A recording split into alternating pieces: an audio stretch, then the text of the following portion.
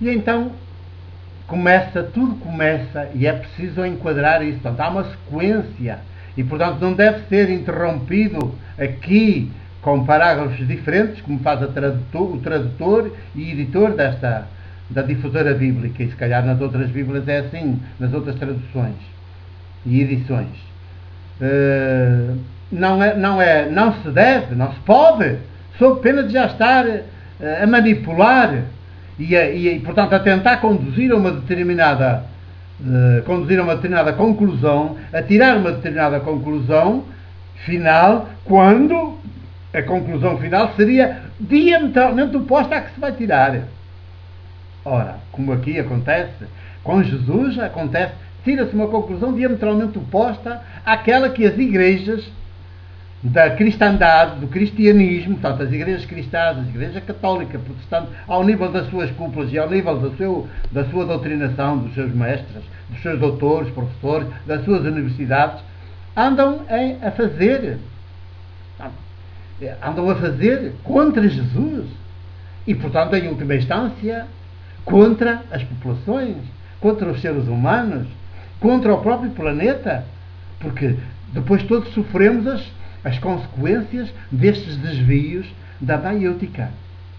Pronto, nós já nem conhecemos a maiêutica, até já nem sabemos o que é que quer dizer a palavra maiêutica, nem conhecíamos sequer, se calhar, a palavra, antes de eu estar aqui a insistir nela, e não faz parte do nosso léxico, da nossa linguagem de todos os dias, e devia ser a palavra mais substantiva entre seres humanos, mas não, nunca aparece na comunicação social, nunca aparece nos livros da filosofia, nunca aparece nos livros da teologia, nunca aparece em nada nenhum, porque isso é subversão, isso é conspiração.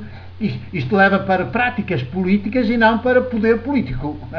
Portanto, leva a destruir, a fazer implodir a Santíssima Trindade dos poderes e não a sacralizá-la, a canonizá-la, a pô-la aí de pedra e cal, a esmagar tudo e todos. Portanto, não se pode quebrar esta narrativa, que é um todo.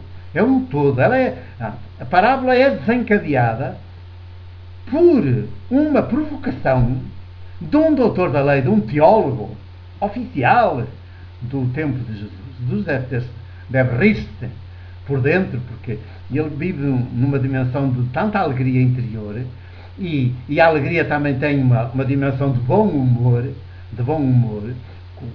Deus Criador Abba é o humor, não é só o amor, é o humor. Deus é o humor. E então Jesus, como presença entre nós e connosco desse Deus Criador, Abba, Mãe, que nunca ninguém vê, só vemos Jesus, pois ele também anda carregado de humor. E então quando está a contar as parábolas, ele deve estar a explodir de humor, de alegria, porque está a perceber que as suas palavras estão a fazer cair séculos e séculos de aldrabice, séculos e séculos de mentira que tem sido ensinada às populações. Só não está assim sempre na dimensão do humor, da explosão da alegria, porque também está na dimensão da dor. Tenho compaixão deste povo. São assim como ovelhas sem pastor. Olha, tem tantos pastores, tem tantos dirigentes como a gente hoje.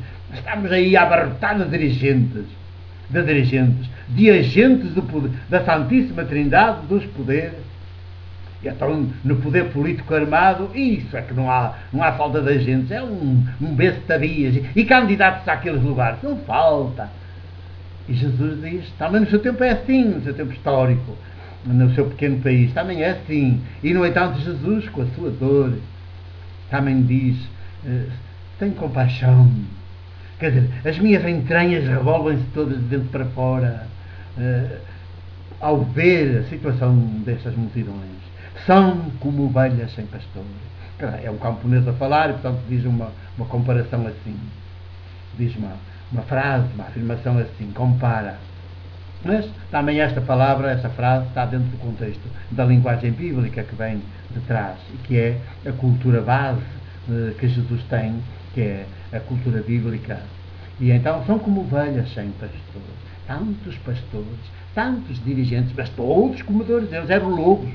lobos disfarçados de pastores, todos a comer à custa das multidões, todos a sugá-los com impostos, a impor-lhes mais impostos, e mais côngruas, e mais pagamentos, e mais ofertas para o santuário, e mais sacrifícios para o santuário, e... Então o doutor da lei aproxima-se, levanta-se, diz aqui o texto, a narrativa no capítulo 10 do Evangelho de Mateus, primeiro volume. Levanta-se um doutor da lei e pergunta, levanta-se, toma uma postura de alguma arrogância perante Jesus. Levanta-se um doutor da lei, vai falar, e pergunta a Jesus para o experimentar. Cá está a polémica. Para o experimentar. Um doutor da lei não faz uma pergunta a Jesus porque procura ser esclarecido. Não está com uma angústia. Estarei a seguir o caminho correto perante este ser humano, este judeu, filho de Maria, este camponês. Eu estarei a seguir um caminho correto? Estarei na via que me faz mais humano? Ou não? Ou estou-me a desviar cada vez mais e, com a influência que tenho na sociedade, a desviar outros cada vez mais do humano? Não faz pergunta para como quem está preocupado se estará no caminho correto, para ser esclarecido, para que haja ali uma conversa que faça com que este homem saia transformado no fim da conversa. Não, saia mais humano. Não, ele não está preocupado com isso. Ele é doutor da lei, ele tem o rei na barriga e ele tem a verdade na barriga. Como todos os que estão constituídos em poder. Quer seja o poder universitário, nas suas cátedras, tem a verdade na barriga. E no corpo todo.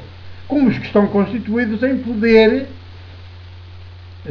de jurisdição à frente de um território, seja grande que é o planeta para o Papa, seja à frente de um território mais pequeno que é uma diocese, seja para um bispo, quer à frente de um território ainda mais pequeno, que é uma paróquia, para um pároco. Isto ao nível do religioso eclesiástico. Ao nível do poder político armado é na mesma.